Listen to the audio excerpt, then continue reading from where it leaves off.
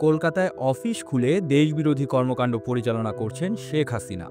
বিএনপির দাবি, ভারতের পশ্চিমবঙ্গের কলকাতায় একটি বাণিজ্যিক ভবনের ভেতরে গোপন রাজনৈতিক অফিস খুলে সেখান থেকে বাংলাদেশ বিরোধী কার্যক্রম চালানো হচ্ছে, যার পেছনে রয়েছেন স্বয়ং শেখ হাসিনা। এই অভিযোগ প্রকাশের পর থেকেই বিষয়টি নিয়ে আলোচনা সমালোচনা চলছে দেশের ভেতরে ও বাইরে।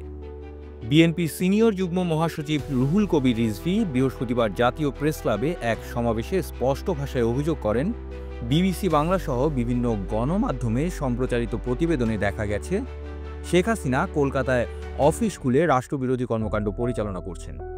তার ভাষায় এটি একটি মাস্টার প্ল্যান এবং উদ্দেশ্য হল দেশকে অস্থির করে তোলা।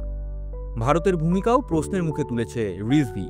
তিনি অভিযোগ করেন, ভারত শেখ হাসিনাকে জায়গা দিয়েছে, অথচ সেখানে বাংলা ভাষাভাষী মুসলিমদের টিকে থাকা ক্রমেই কঠিন হয়ে পড়েছে। আরও দাবি করেন, পুশ ইন প্রক্রিয়ার মাধ্যমে বাংলাদেশে অনুপ্রবেশ ঘটানো হচ্ছে। এমন পরিস্থিতিতে তার প্রশ্ন, তাকে পুশব্যাক না করে কেন ভারতের মাটিতে রাখা হচ্ছে। রাজনৈতিক বিশ্লেষকদের মতে, এই অভিযোগ যদি সত্য হয় তাহলে তা শুধু বাংলাদেশের অভ্যন্তরীণ রাজনীতিতেই নয়, বরং দুই দেশের কূটনৈতিক সম্পর্কেও বড় ধরনের চাপ সৃষ্টি করতে পারে। যদিও ভারতের পক্ষ থেকে এখনও কোনো আনুষ্ঠানিক প্রতিক্রিয়া পাওয়া যায়নি, ফলে প্রশ্ন থেকেই যাচ্ছে, এটি কি নিছক রাজনৈতিক বক্তব্য, নাকি আড়ালে কোনো গভীর বাস্তবতা শিগগিরই সামনে আসতে চলেছে। আপনারা দেখছিলেন প্রতিদিন সকাল।